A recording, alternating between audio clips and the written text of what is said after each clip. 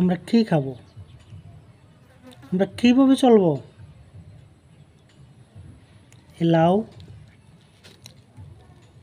এই লাউটা আমার কাছ থেকে 120 টাকা নিছে।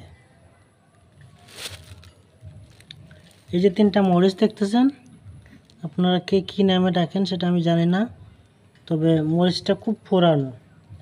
এই মরিচটা ওরা আমার কাছে চাইছে 30 টাকা।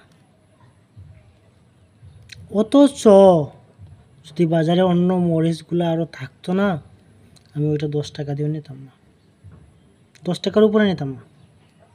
10 টাকা হলে নিতাম, তার উপরে নিতাম না।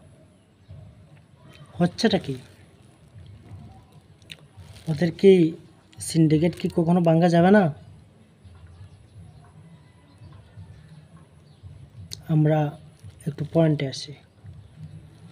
পয়েন্টে আসে তারপর কথা বলি। প্রথম কথা হচ্ছে, এই লাউটা 120 টাকা, আর এই হচ্ছে 30 টাকা, 150 টাকায়। 150 টাকার জিনিস দিয়ে একক তো চলে যাবে? যাবে না। কেন? মানুষ কী খেয়ে বাঁচবে? আমরা কী খেয়ে বাঁচবো? ওদের সিন্ডিকেট কি কখনো বন্ধ করা যাবে না? একটা লাউ যদি 120 টাকা নেয়, 3টা মরিচ যদি 30 টাকা নেয়, এক হালি ডিম যদি 60 টাকা নেয়, তাহলে আমরা কী খেয়ে বাঁচবো? ওদের সিন্ডিকেটটা কি বন্ধ করা কখনো সম্ভব হবে না?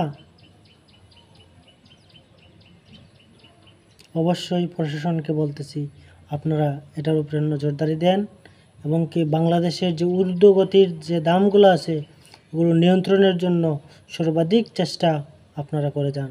না হয় সাধারণ মানুষ, আমরা সাধারণ জনগণ, আমাদের না খেয়ে মরতে হবে। 1 কেজি আলু কিনতে গেলে 60 টাকা নেয়। এই লাউটা 120 টাকা। এটা সিদ্ধ হয়ে কতটুকু হবে? আপনি আমি কী খেয়ে বাঁচবো? কী খেয়ে বাঁচবো? কী খেয়ে চলবো? এজন্য ভোক্তা অধিদপ্তর ওরা বাজার তদারকি করতেছে, কিন্তু তারপরেও বাজারটা নিয়ন্ত্রণে আনতে পারতেছে না। ওদেরকে আরও জোরদারভাবে মাঠে নামতে হবে, এমনকি বাজারটা নিয়ন্ত্রণে আনার জন্য যা যা প্রচেষ্টা দরকার অবশ্যই সেটা করতে হবে। আর বাজারে ঊর্ধ্বগতির দাম দিয়ে কেনার জন্য অনেক কষ্ট হয়। আশা করি আপনাদের মতামতটুকু কমেন্ট বক্সে জানিয়ে যাবেন। ভালো থাকবেন সবাই। আসসালামু আলাইকুম।